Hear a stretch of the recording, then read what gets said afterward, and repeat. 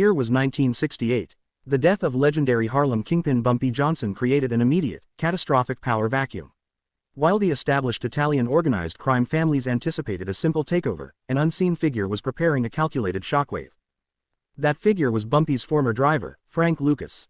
At Johnson's funeral, attended by every major power broker in the city, Lucas executed his opening bid. He placed an unprecedented $100,000 in cash, his entire fortune, on the coffin. It was a psychological masterstroke. That cash did not mourn the dead, it declared the new sovereign. By publicly outspending every rival in the room, Lucas announced that the game had changed.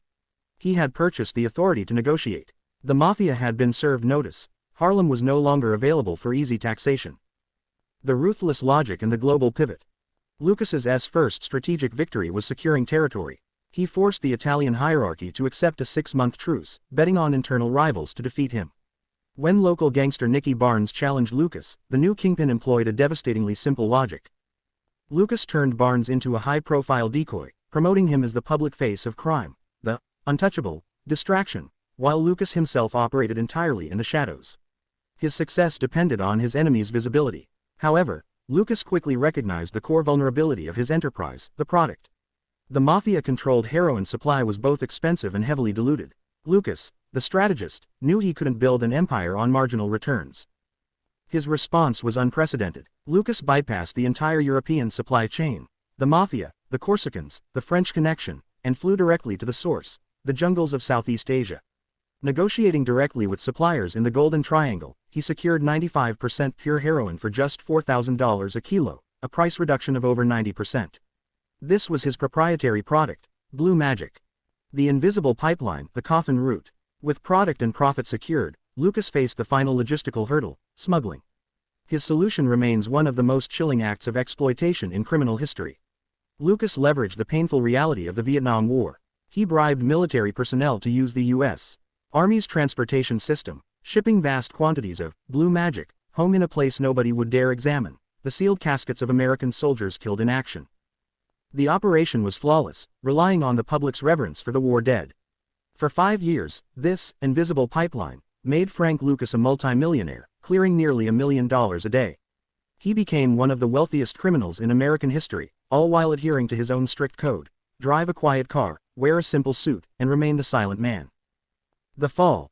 The Chinchilla Confession. History shows that even the most calculated strategy can be undone by vanity. In 1971, Frank Lucas made a single, catastrophic error. Attending the Ali Frazier fight of the century, at Madison Square Garden, where every prominent figure in the country was present, Lucas abandoned his invisibility. He wore a floor-length, $50,000 chinchilla fur coat. The garment was a magnet for attention, including that of Detective Richie Roberts. Roberts immediately saw the discrepancy. A man dressed in impossible wealth, too flamboyant for his known associates. That coat was not a status symbol, it was the ultimate, undeniable evidence of massive, illegal wealth. The coat became the thread that Roberts pulled. His 4-year investigation led to Lucas's 1975 arrest. The empire, built on precise logic and silence, collapsed over a single moment of ego. Lucas was facing a 70-year sentence. Facing a life behind bars, Frank Lucas executed his final, most devastating strategic maneuver: cooperation. To save his life, Lucas turned against everyone: his associates, the Mafia, and, most explosively, the law. His testimony implicated over 100 corrupt NYPD officers, exposing the single biggest police corruption scandal in New York history and crippling the Mafia's drug operations. Lucas's sentence was drastically reduced. He served just 7 years. He defied the Mafia, outsmarted the government, and survived to the age of 88. His career remains a dark lesson in strategy, a demonstration that the greatest risk is often not the crime itself, but the arrogance of believing you are above the consequences. The silent man had lived, but only after that single, loud coat cost him his empire and forced him to betray the world that created him.